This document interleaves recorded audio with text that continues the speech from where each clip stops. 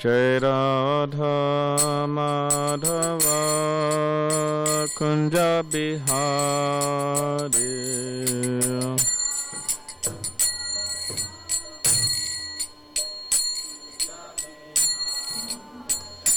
Jai Radha Madhava Kunja Bihari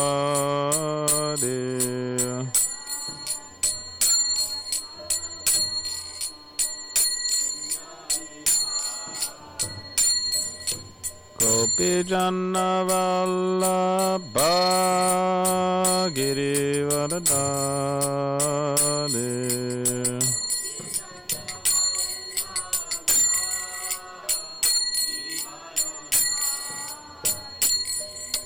Gopi Janna Vallabha Girivardhari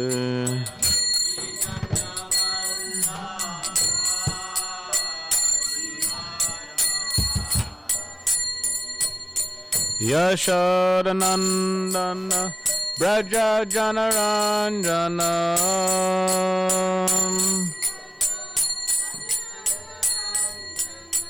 Yashodanandana Braja Janaranjana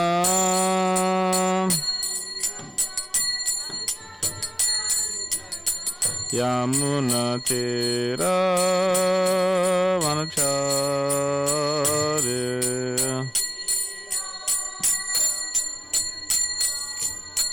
Yamuna Tira Vanachari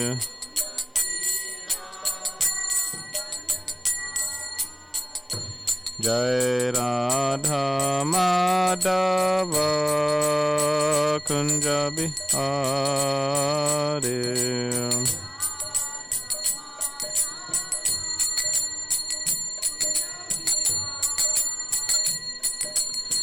Gopi Janna Vallabha Girivardhari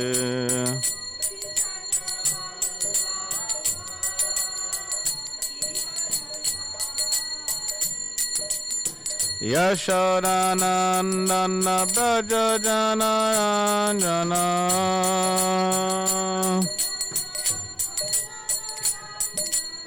Yashodanandana Braja Janaranjana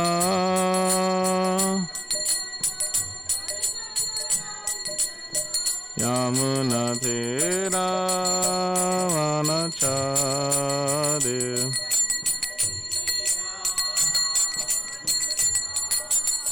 Jai Radha Madhava Kunja Bihari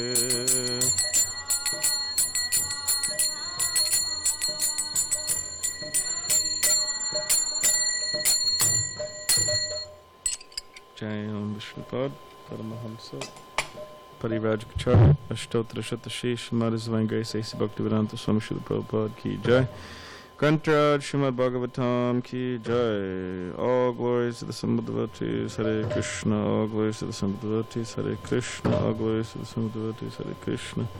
All glories to Sri Guru and Sri Gauranga. All glories to Srila Prabhupada.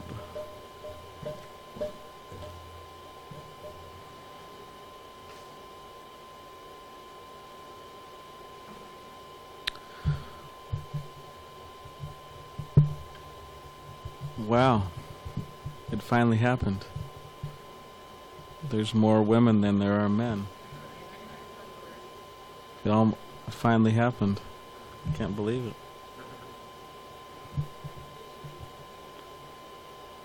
Ujashri is still in the kitchen? Really?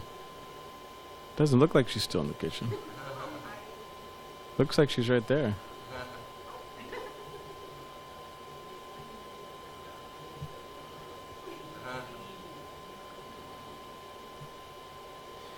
Yeah, Jeshri is right here in front of us. Oh yeah? Yeah, it's funny. Yeah, I feel like I'm in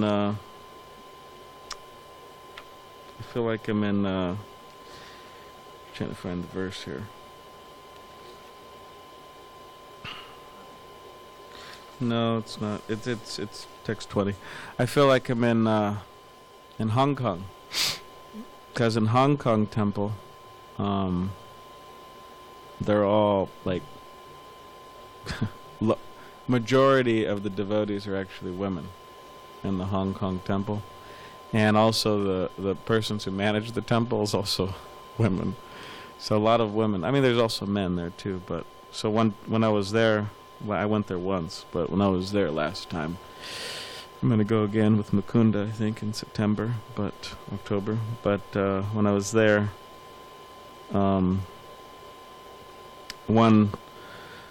devotee, woman, she came up to me and she said, "Oh, we're so happy you're here, this and that." She'd just be nice. It was like part of their Sunday festival. And I said, "Oh, thank you very much." And she said, "Yeah, I know there's a lot of women here." She says that's just kind of how it is, and I know it's maybe kind of strange for you, this and that. And I said, "No, I don't mind. It's not a problem. I don't mind. It's not a big deal." And then she said, "Yeah, I know there's so many women." And then I said, "Oh yeah," I said, "You're also a woman too." She started laughing, but.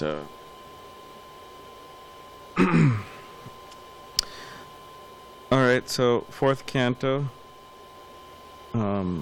creation of the 4th order, chapter 17, Maharaj Prithu becomes angry at the earth, text 20. So, some devotees have some devices, so they could use those.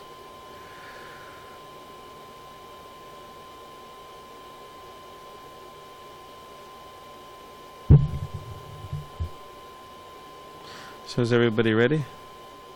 It starts with praharanti. 4:17:20. Praharanti navaish strishu tagaswapi jantavaha kimuta twadvidarajan Karuna dinavatsalaha praharanti navaistrishu tagaswapi jantavaha kim uta todvidarajan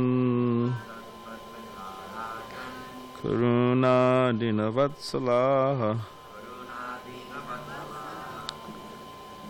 praharanti navaistrishu tagashvapi jantavaha kim uta twadvidarajan karuna dinavatsalaha. Please chant. Is it?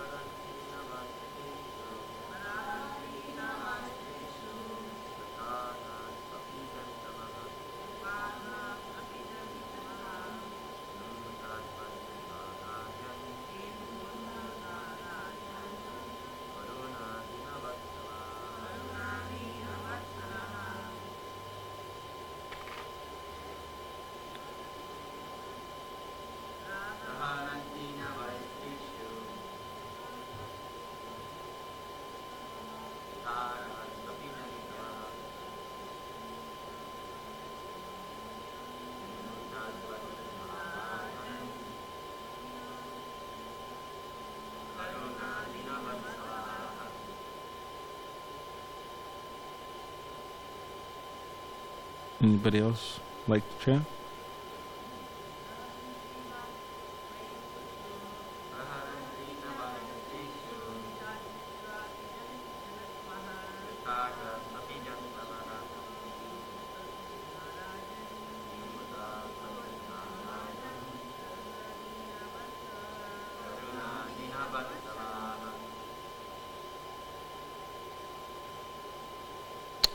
Would you like to try?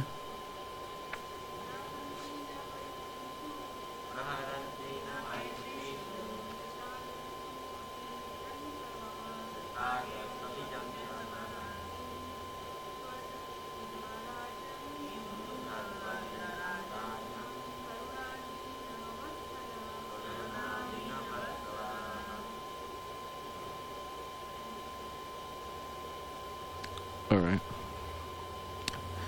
For Haranti, strike. Na, never. Vai, certainly.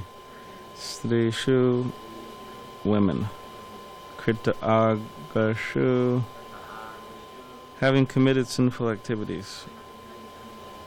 Api, although. Jantavaha, human beings. Kim, uta, then what to speak of? Twat vidaha, personalities like you. Rajan, O king. Varunaha, merciful. Dinavat affectionate to the poor. Translation. Even if a woman does not commit some sinful activity, no one should place his hand upon her. And what to speak of you, dear king? You are so merciful. Who are so merciful? You are a protector, and you are affectionate to the poor. Alright, next. The cow-shaped earth continued, My dear king, I am just like a strong boat, and all the paraphernalia of the world is standing upon me. If you break me to pieces, how can you protect yourself and your subjects from drowning? Purport. Beneath the entire planetary system is the Garbha water. Lord Vishnu lies on this Garbha water, and from his abdomen a lotus stem grows. And all the planets within the universe are floating in the air, being supported by this lotus stem. If the planet is destroyed, it must fall into the water of Garbha. The earth therefore warned King Prithu that he could gain nothing by destroying her. Indeed, how would he protect himself and his citizens from drowning in the Garbha water? In other words, outer space may be compared to an ocean of air, and each and every planet is floating on it just as a boat or island floats on the ocean. Sometimes planets are called dvipa, or islands. Sometimes they are called boats. Thus, the cosmic manifestation is partially explained in this reference by the cow-shaped earth. So continue reading.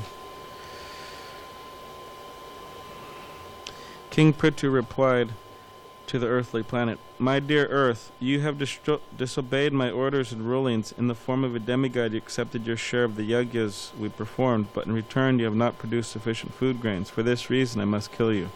Purport. Cow-shaped earth planet submitted that she not only was a woman, but was innocent and sinless as well. Thus she argued that she should not be killed.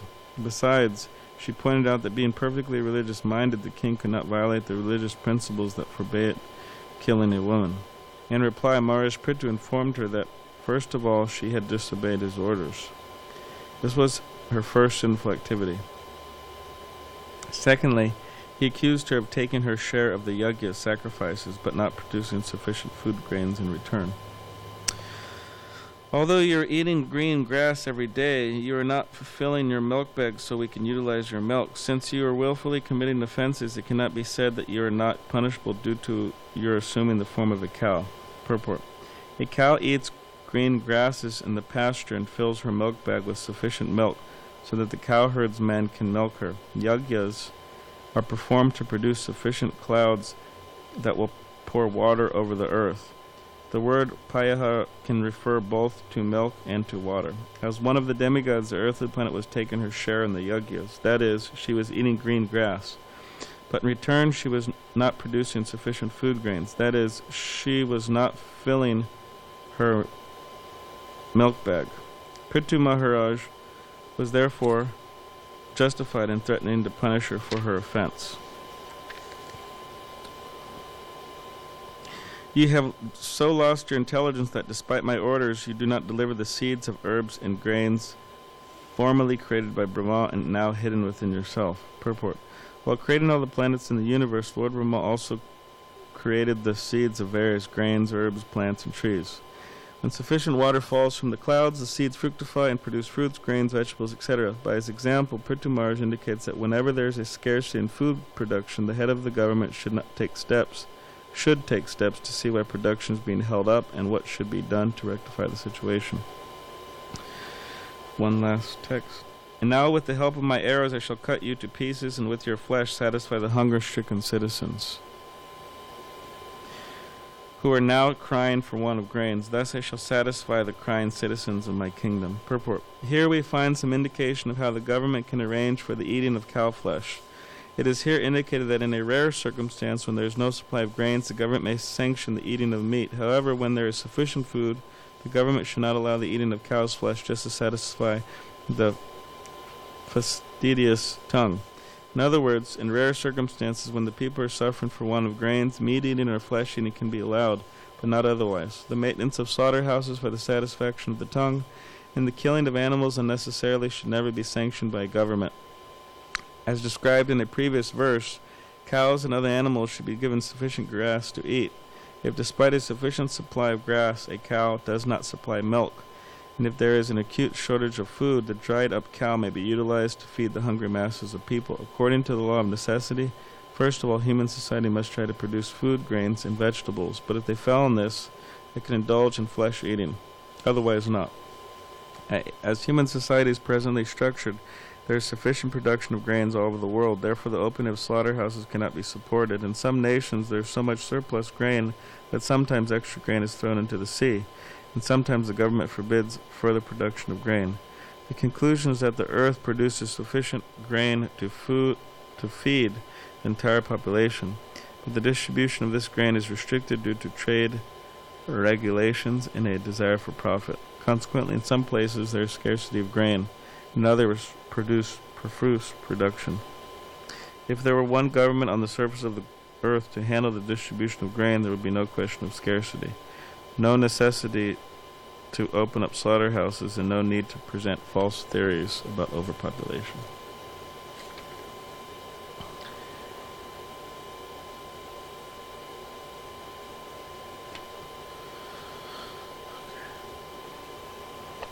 Hey Glenn, are you coming for a second?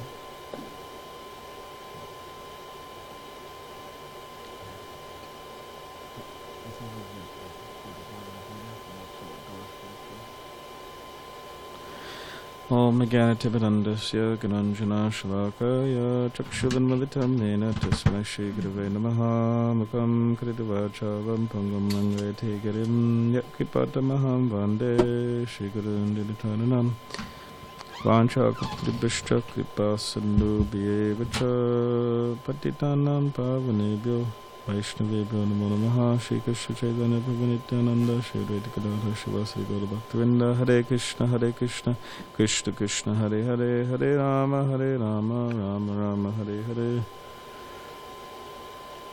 So the door is closed, huh? Still hear something.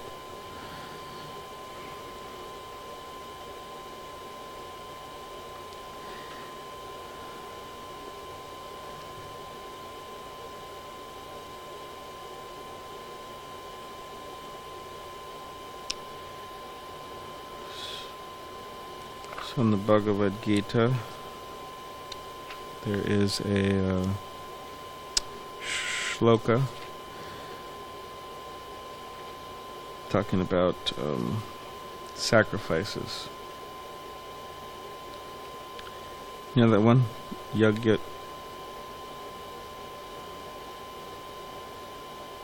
Yeah, 3:9. So yagyartat kamanon yatra lokayam kamabandanaha tadartam karmakuntaya muktasanga samachara. So it says work done as a sacrifice for Vishnu or Krishna has to be performed, otherwise work causes bondage in this material world. Therefore, O son of Kunti, perform your prescribed duties for his satisfaction. In that way you will always remain free from bondage.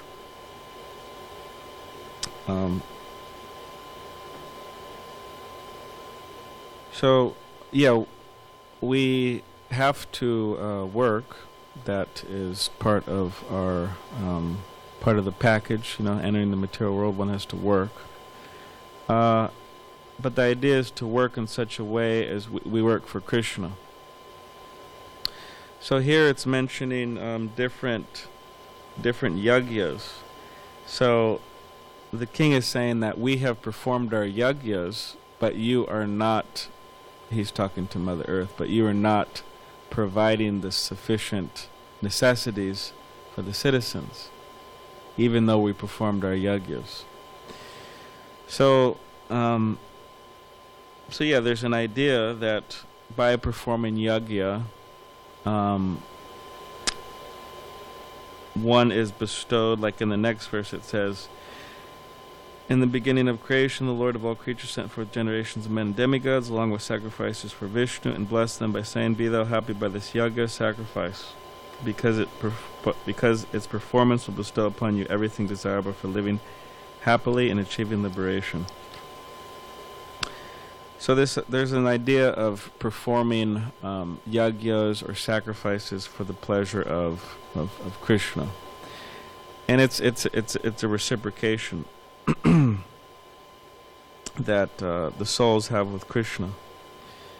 And Srila Prabhupada recommends that the best yagya is Krishna Varnam Tusha Krishnam Sangha Parshadam Yagya Sankirtana Prayer Yajanti Samedasa.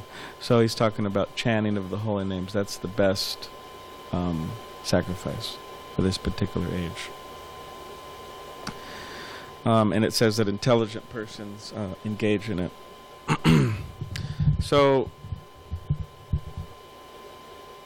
when there are many times when there are problems within our lives, it's actually due to us not following the principles of religion, due to us not following the laws of nature.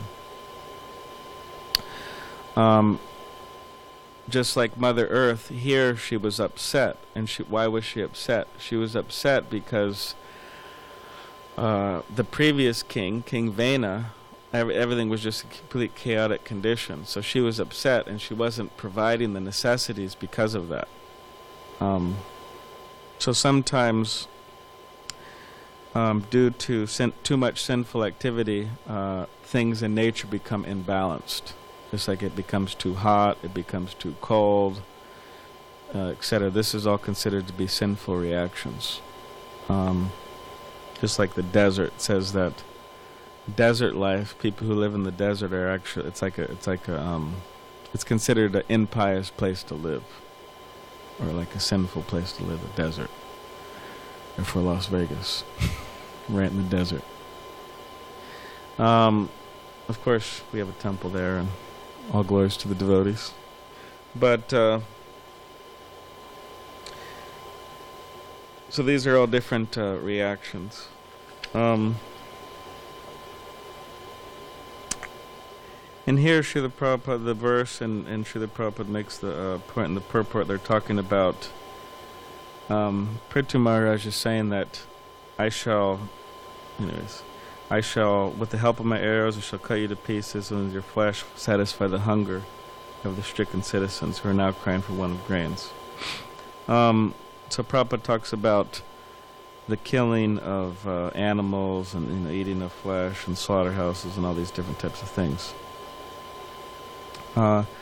So practically speaking, until people could really come to the point of non-violence and ahimsa and not eating of meat and so on, it's very difficult for them to actually understand anything really of spiritual value.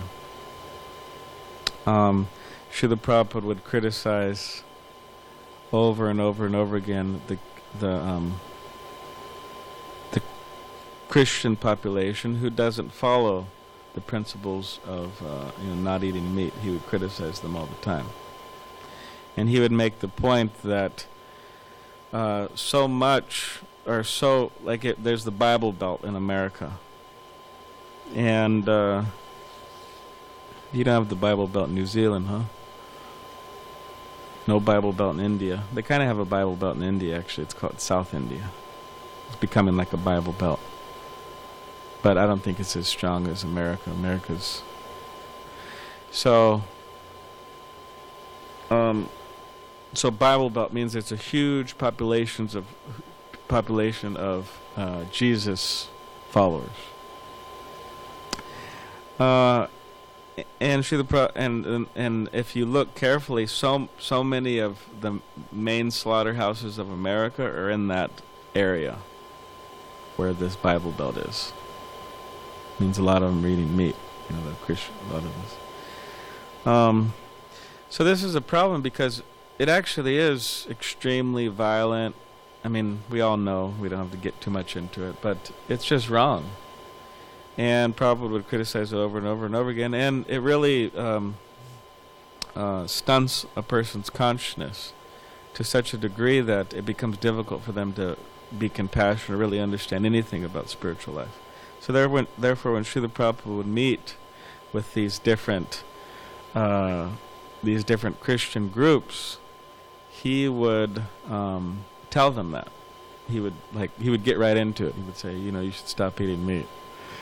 And, thou shalt not kill. He would quote that from the Bible, thou shalt not kill, thou shalt not kill. And he would tell them to chant the names of God. And why is that? Because Prabhupada knew very well that without making that step, practically they can't develop their love for Krishna, their love for God. They just can't. It just doesn't work. It's such an important thing. In Shamasundar's book, the second volume, Disciple of Srila Prabhupada, he writes about his traveling with Srila Prabhupada. And in Australia, Srila Prabhupada meets with a bunch of monks there, like Christian monks. So, I don't think it's Franciscan. I think it starts with a C. I don't know. Anyways, not exactly Christian, not Franciscan, but starts with a C, Cistercian or something like that, I forgot. Anyways, they believe in Jesus and have different spiritual practices to help them connect with Jesus and so on. So anyways, there are a bunch of men there. They're all monks, men, maybe about 30 of them, and Srila Prabhupada agrees to go see them. So Prabhupada arrives with Shamasundar in a car, and then Prabhupada gets out, and these monks are very happy to see Prabhupada. They made a garland out of roses, they put it on Prabhupada, and Shamasundar writes that many of them bowed down and put their heads to the ground, offering respect to Prabhupada. And Shamasundar said it was like the Pope coming or something, it was like a really big thing for them. So they come, and so Prabhupada comes, and they have a little kirtan, and then Prabhupada gives a talk. And he doesn't get into this, eating of meat or anything. Prabhupada just gives a talk about, God consciousness and, connecting with God and so on. And the monks are really, really liking it. They're like really appreciating it. They really like Prabhupada. So they ask all these really good questions of how can we, better connect with God and so on. And it said, and the Shamasundar said afterwards they all sat down and had like a vegetarian dinner with like bread and whatever, fruit and this and that. And then and before they had the dinner, it said they had kirtan, and some were getting up and dancing and so. And then they had dinner, and then they left. And Shamasundar was saying that it was like very emotional for a lot of them, because they really felt connected to Prabhupada. So when Prabhupada was leaving, that some of them were getting emotional and I don't know, crying and this and that. And then when Prabhupada was leaving, he said, whether he was referring to them or whatever he was referring to, it's not absolutely clear, but Prabhupada was saying how he really enjoyed his time and they're really nice people. And then he said, the only problem is they raise cows to kill them. He said that's the only problem. I'm not sure if he's referring to them or what, but I don't know. Probably. So that he said that's a problem. I mean, there's this group up in here in SanDiego. I don't know. I forgot what it's called. 7 tribes, 11 tribes, 12 tribes, some number of tribes, I'm not sure. But, I mean, in many ways, you could say they're kind of nice people. They, they have a nice property up there, farm, and they have their kind of nuns and monks, and whatever, families. And they're really detached, actually, from like a lot of things that devotees are attached to, like phones and computers and this electronic, that electronic. Because this is it's Age of Kali. Lord Chaitanya says, Rupa Goswami says, we'll use it all in Krishna service. That's true. I'm not disagreeing with that. We can use it in Krishna service.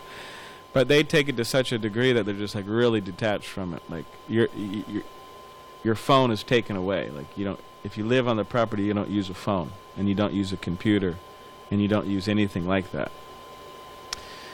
So only the administrators are allowed to use them. Whatever, the top guys who manage people, staying there and whatever.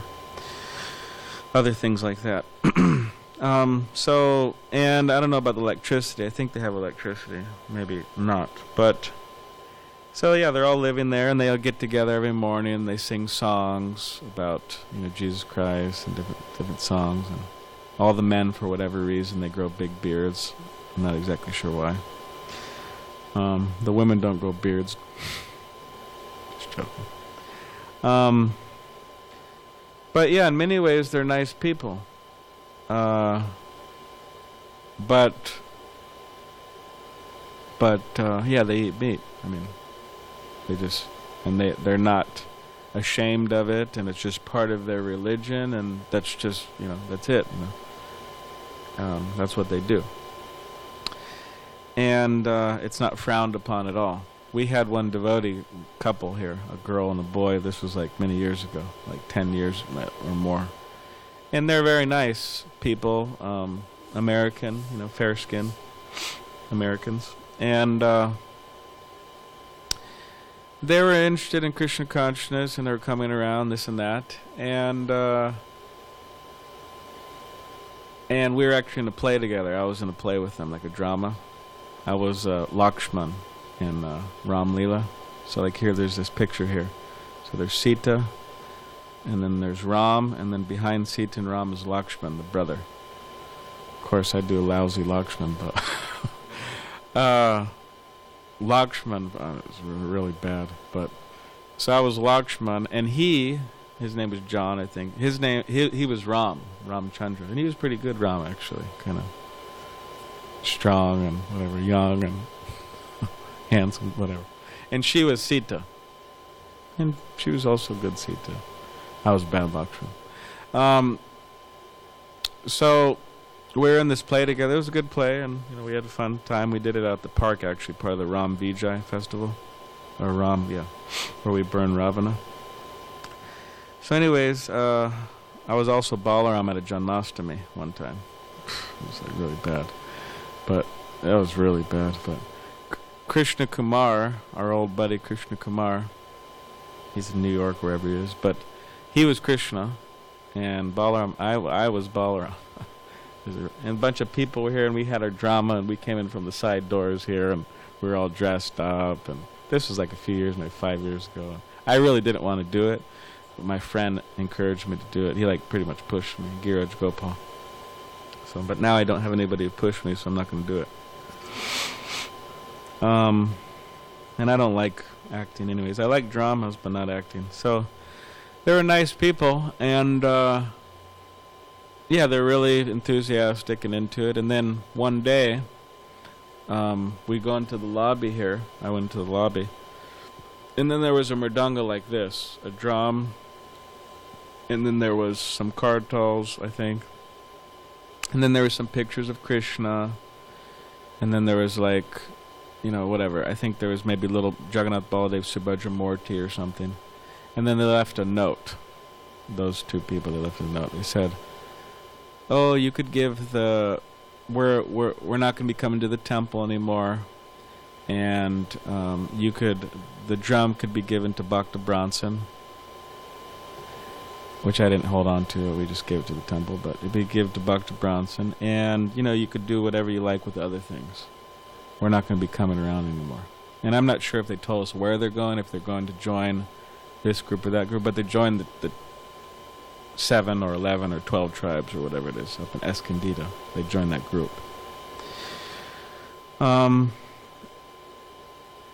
So yeah, so they left. They left Krishna consciousness and joined that group. And which was actually kind of surprising for me.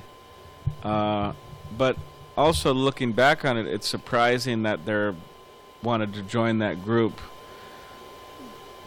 One, because of the reason, if anything, because of the reason of them being so into eating of meat. I mean, I specifically did not want to join a church that ate meat when I was looking for Krishna, or looking for God, or looking for religion. I didn't want to join a temple or church that ate meat at all. So all the churches there's, a mental list of all the churches. Okay, this one eats meat, that one they all eat meat. Okay, I'm not going there. I'm not going to hang out with a bunch of meat eaters who say they love God. So one church was narrowed down. That's the Seventh-day Adventist Church. That they still, here at least in SanDiego, they maintain this principle of vegetarianism.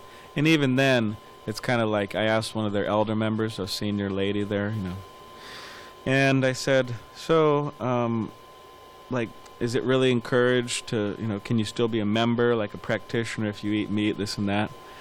And she said, well, it's a lot of the older members follow that, but some of the newer ones, it's not like super emphasized and stressed, and, in other words, she's saying you can be a member still. Whereas we say if you want to be initiated, you can't. You could come to the temple, but you can't be initiated. So I'm not exactly sure how strict they are, but it is part of their program, and I did appreciate it. It was like a thing. It was in their little pamphlets and books and stuff, so I thought that was pretty nice. But still, I picked Hare Krishna for different reasons.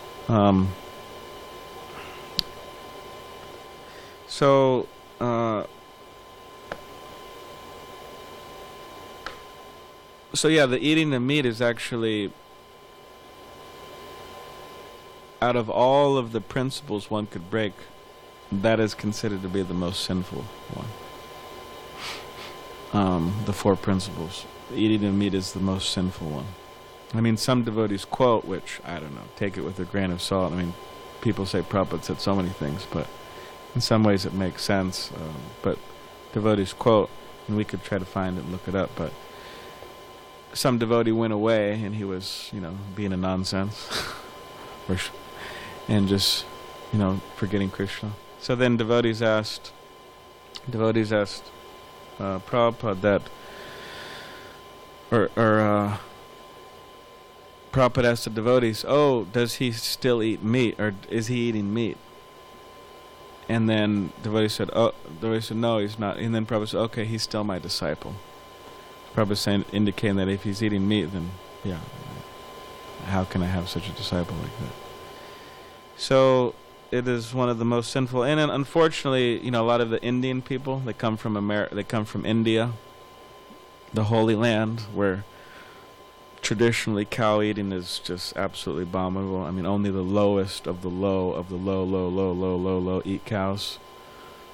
You might as well just be an animal, eating cows in India traditionally. Now it's changing, but so nobody did it. If anything, just for social convention. They think, man, this guy's like a barbarian. This woman's a barbarian. What are they doing? So unfortunately, you see Indians coming to America, good old America, and they start eating meat. Whatever social.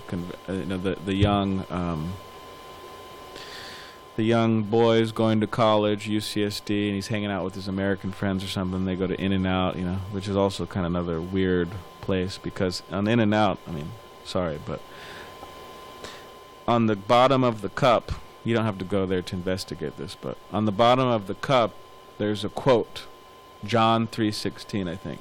That's a Bible quote on the bottom of their soda cup, the paper cup, where millions of people get their sodas every day and eat, beef, which is absolutely sinful. So on the bottom of that cup it says John 3:16, which I think it says, "He is the way, the truth, the light," Jesus Christ. And they're just, it's a hamburger place. crazy. So anyways, one devotee was telling me that he was going to school, of course, before he was a devotee, and he was, whatever, eating meat, eating hamburger. And he was going there with some Indian boy. And the Indian boy would always get, grilled cheese sandwich.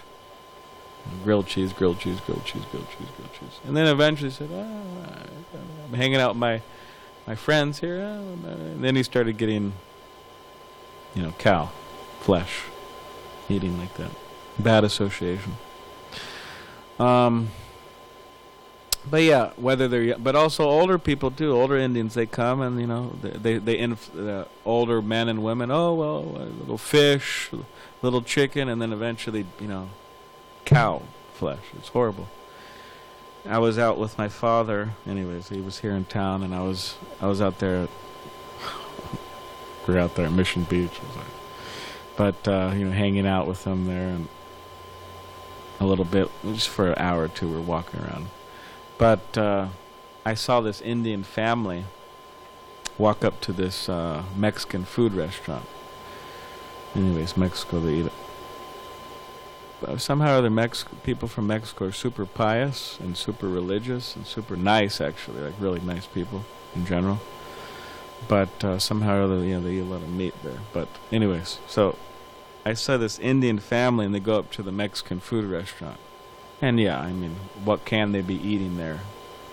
For God's sake, of course they're eating meat. So this is actually horrible. Indian family. They look like somebody who could be coming to the temple or something, Look like kind of normal, Indian people. So we have to, of course, most devotees don't have issues with that. Most devotees don't fall back into that. But we should know that anybody who says they could develop love of God, and any religious process that says they could develop love of God, while still engaging in these things, is misleading. So this, couple who went up there, they could have went to this tribe, that tribe, this group, that group. I don't have anything against that particular group. It's not like I hate them or something, but I'm just saying they could have went anywhere in the universe, to any group in the universe, and if one of those groups is condoning, allowing, not frowning upon the eating of meat, then how can they develop their love for God or anybody else? Very challenging, practically impossible. So, Prabhupada does say that in certain circumstances it may be allowed. If there's but practically, what are those circumstances? I mean, it's hardly there's a time in history where that's absolutely needed like that. So this is just something Prabhupada's saying, which of course it's true, but practically speaking, how, like nowadays especially, it's not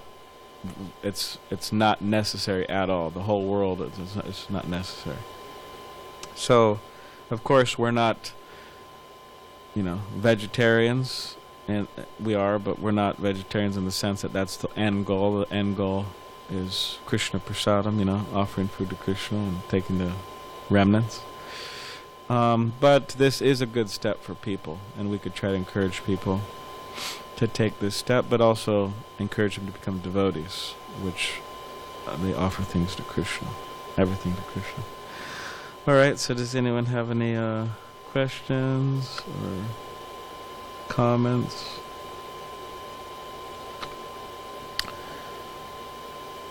How did I become so humble? Is that one of your questions? Well, I'm not, so I can't tell you.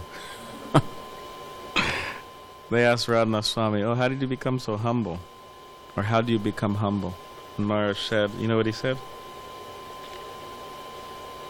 Does anyone remember? He said, no, not necessarily here, but they said somewhere else, There's so many stories, Prabhupada said this, Radhanath Swami said that, Giraj Swami, this. So, but they asked him, how did you become so humble, or how do you become humble? And he said, you got to practice. You have to practice.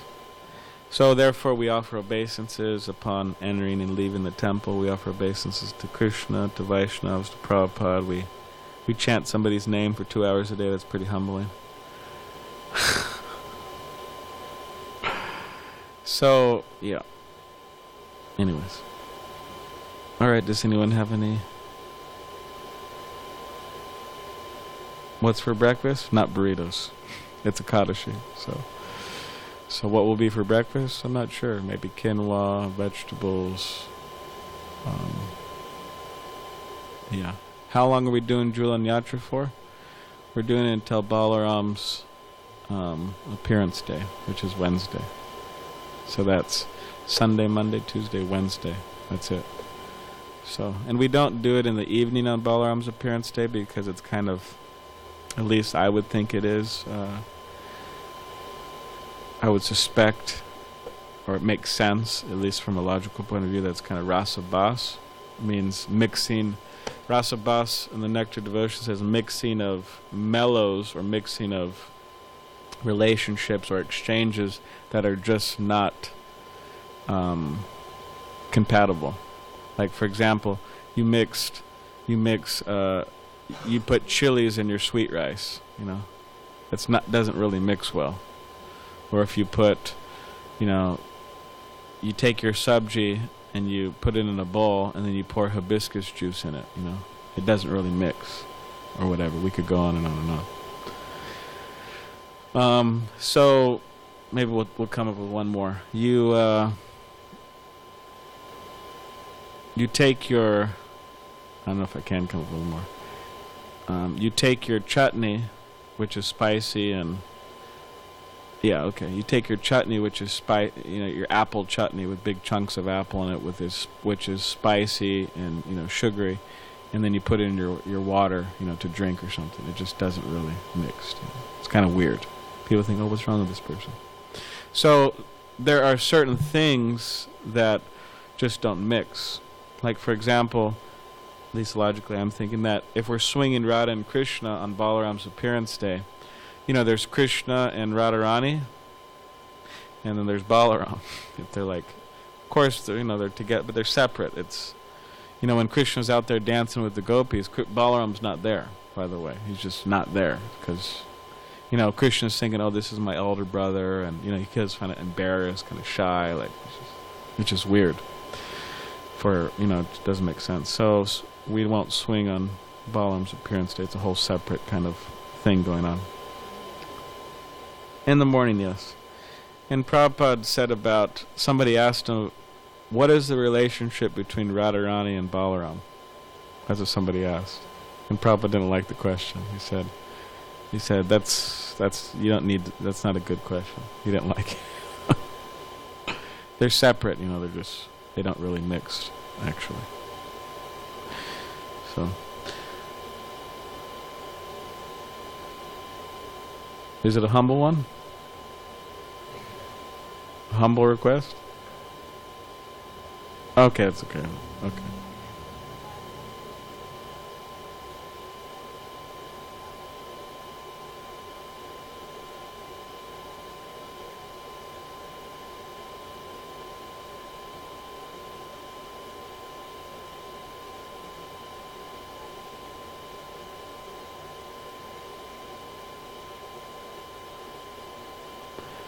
Oh, yeah? Okay. Well, what do you want to know specifically? Oh, repeat it, huh? Okay, because whoever wasn't there. The only person who was there was me and you. And 10 other people. Well,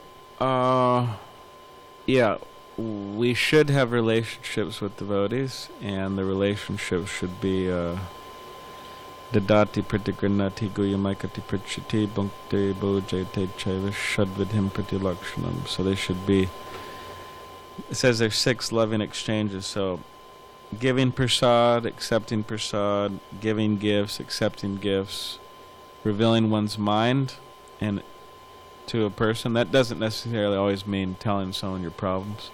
It could be positive things too, revealing your mind. And inquiring, how to advance from devotees. So these are the 6 loving exchanges between devotees. And sometimes, devotees shy away from that because, they're putting their consciousness on the line, or they're putting their emotional life on the line, or their heart you could say, metaphysical heart on the line. So in other words, the tendency may be to put walls up, because if you let people into your life, they may destroy it. That does happen. Sometimes people destroy people's lives. So, but what are we supposed to do? I mean, we should try to become strong spiritually, in which we could let people into our lives. We could let the whole world into our lives, or into our heart. It doesn't really bother us, or it doesn't really... So, of course, we have to be intelligent and careful, but we should take those chances. And if one doesn't, it's like the world's going to cease to exist. I mean, everybody, nobody's going to... It's just nothing's going to go on anymore. But of course, that's not the case. Things will go on. But so, yeah, we have to extend ourselves and develop those relationships. And yeah, we can be attached to devotees. It's good to be attached to devotees. It says that actually attachment to devotees is the door to liberation. And it says that attachment to materialistic people, and anyways, in this case, it does say in the srimadbhagavatam, Kapila Dev says attachment to materialistic women, or just materialistic people in general, it's the door to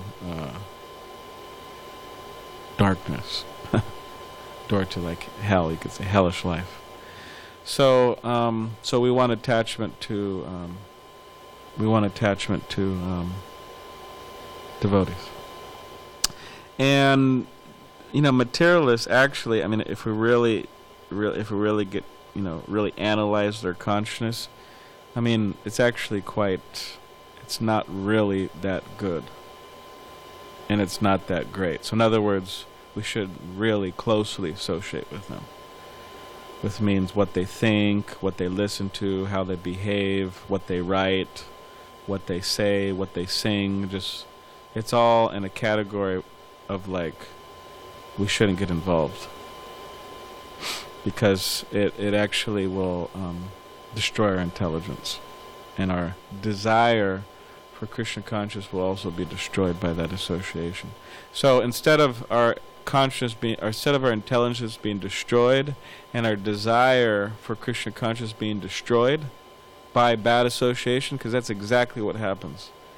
Intelligence becomes destroyed, and the desire for Krishna becomes destroyed. It becomes obliterated, annihilated, and one becomes just an ordinary, unfortunate soul. Just like this guy, he's going in and out. I mean, his consciousness, by bad association, became, practically speaking, destroyed. His intelligence. And his desire to be a good person or whatever, from that standard. So, but if we associate with devotees, our intelligence will be strengthened. Our intelligence will become strong, and our desire to be Krishna conscious will also increase and become strong. It will increase rather than being destroyed. So that's the option we have. The more we associate with closely, unnecessarily with materialistic people, all good fortune is destroyed. And the more we associate with devotees, good fortune is there. So, and good fortune doesn't necessarily, I'm not talking about money or something, but talking about happiness and all that. So, all right. Okay, Grantaraj Srimad Bhagavatam ki jai.